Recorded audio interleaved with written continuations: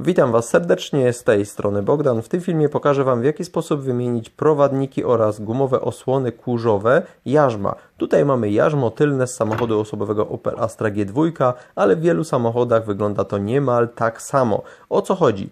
Bardzo często problemy wynikające z tego, że te metalowe prowadniki, które wysunąłem, są zużyte, skorodowane. Mamy problem z równomiernym zużywaniem się klocków hamulcowych na tarczy hamulcowej. Na przykład od zewnątrz widzimy na tarczy hamulcowej, szczególnie w tylnej osi, że nierównomiernie klocek się zużywa, mimo że dociskamy mocno hamulec, to te klocki tak nie do końca dociskają, a zaś od wewnętrznej strony, tam gdzie mamy tłoczek naszego zacisku hamulcowego, tam już znacznie mocniej te klocki się zużywają, no i oczywiście jest pewien problem, bo i hamowanie nie działa już tak dobrze, jak powinno. Co powinniśmy w tym wypadku zrobić?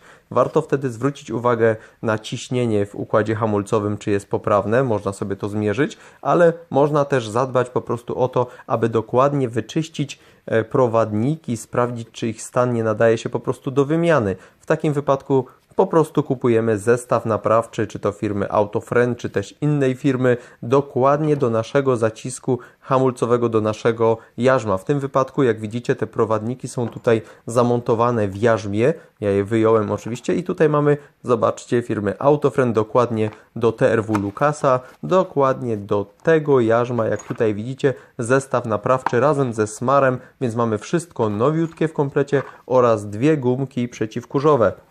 Dzięki temu teraz będziemy mieli sytuację taką, że po oczyszczeniu tych otworów w jarzmie, gdy zamontujemy nasze nowe prowadniki, równiutka jest ich powierzchnia, zastosujemy smar, który dostajemy w komplecie, ewentualnie możemy zastosować smar na przykład TRW, też możemy oczywiście smar do hamulców inny zastosować, tak więc do wyboru do koloru, ale będziemy mieli pewność, że zacisk hamulcowy będzie pracował idealnie. Stąd nazwa zacisk pływający, bo ma po prostu się równo poruszać, tak jakby pływać po tych właśnie metalowych prowadnikach.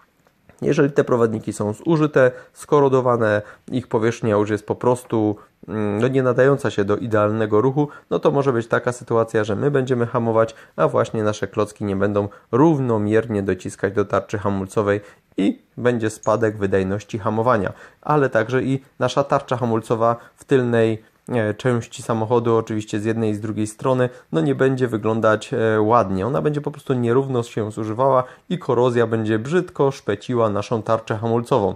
Tak więc co musimy zrobić?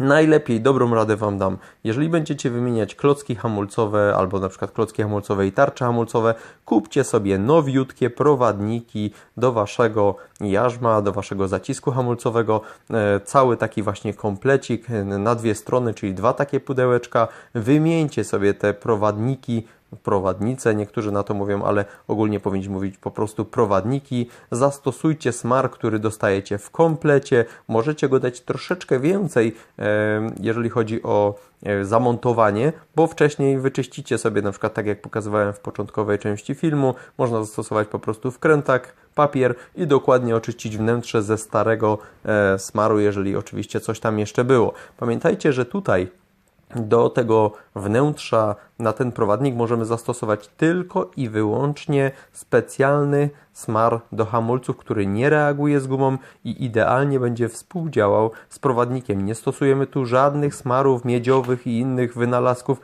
bo naprawdę w internecie jest różnych pomysłów naprawdę dużo. Stosujemy dokładnie to, co ma być zastosowane, tak żeby ta garbowana, czy można powiedzieć taka falowana gumka nie spęczniała, żeby ona nie hamowała tak naprawdę działania tego naszego prowadnika podczas tego ruchu wypychającego i powrotnego, może tak to nazwę, czyli po prostu posuwisty ruch w jedną i w drugą stronę.